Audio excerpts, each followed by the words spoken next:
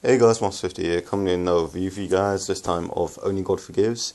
And now, just to let you know before I start this review, I doubt I'm going to rate any of the elements in this film, and overall I doubt I'll give it a score, because the sort of film it is, I don't feel it's fair to rate it on these elements, which I usually talk about and then give a score on, because it's not that sort of film.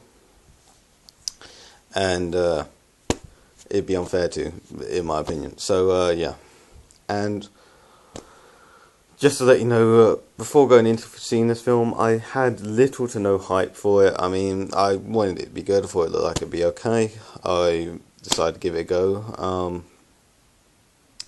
And I was a big fan of Drive, but for some reason I just didn't get hyped for this. I thought it was, I expected it to be good, but I didn't expect anything other than a fun film, basically. And I heard about it getting booed at Cannes, and I can sort of see why people wouldn't like it, but I mean, booing it still seems a bit harsh, you know. I feel that's unfair to judge someone's work that harshly when they spent so much time on it, you know. Like if I'd made a film and was showing it and then the reaction I got was booing, I would be fucking pissed.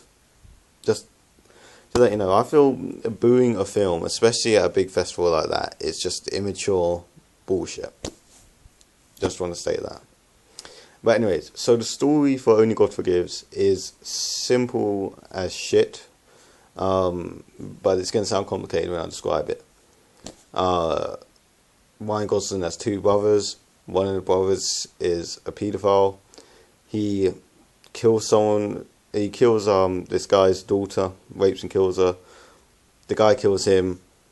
Ryan Gosling's mum and other brother are out for revenge. Ryan Gosling's trying to stay out of it. That's pretty much the entire storyline there. And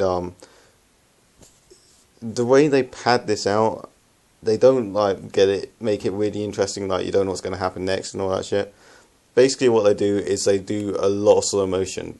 Because it's an art film, think Spring Breakers with a lot of slow motion, because you just see someone standing still, like dead still, and the camera just slowly pan up to their face. They focus on their face for about 10 seconds, cut to an image, go back to their face, cut to an image, go back to their face, and that lasts for a while, and that happens frequently throughout the film. I got a bit sick of it, but some people will appreciate that. But that's in the film, just to let you know. So story-wise, this film is, for me, it was kind of too pretentious to be interesting. And there's the subject matter of the brother being a paedophile is too dark a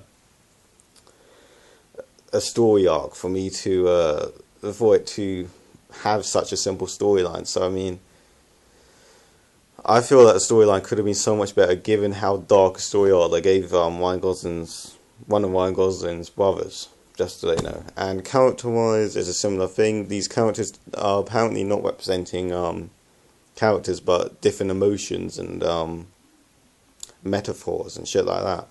So there's not going to be much depth of any character in this film. I think the only character that really speaks is Ryan Gosling's mom, and she basically, every other word is a swear word. She just says fuck. Well, she says, I ain't gonna spoil it yet, but yeah, it's pretty funny. Every time she opens her mouth, she has to cuss for some reason. Yeah. And the acting was good.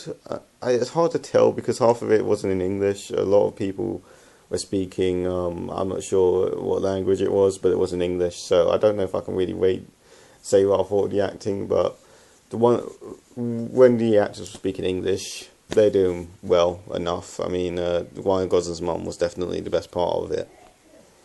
And the action and the violence was overrated, I believe. Like, everyone's saying it goes too far when it gets to a torture scene. The torture scene didn't go far enough, in my opinion. It was done way too fast, and it's the most interesting part about the film for me. But yeah, so the violence and action was overrated. It's nowhere near as violent as people be making it out to be.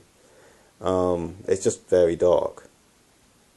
And overall, I felt this film was pretty pretentious and boring, but at the same time there are parts of it I loved. So I don't know, it's a weird film for me. I like parts, I didn't like others. If you like art films, you may like it. If you don't like art films, you will fucking hate it. Like, if you thought Drive was an art film, it's not. It was a mainstream film with elements of an art film interweaved into it. This is a pure art film with some quite brutal violence when it gets to the torture scene, but that's the only real brutal violence in it, and some very dark elements inside in the film. So I don't know. I can't really recommend it. If I've already said, if you like art films, you may want to give it a go. But if you're just an average cinema goer, I would say, given the weekend, I would say see The Conjuring. Between Conjuring, this, and The Heat, The Conjuring is the best film that's out at the moment, in my opinion. So, yeah, hope you guys enjoyed that. I'm not going to wait anything, as I said I won't, because it's not that sort of film, and my phone's about to run out of time. So, yeah, Smash 50 signing out.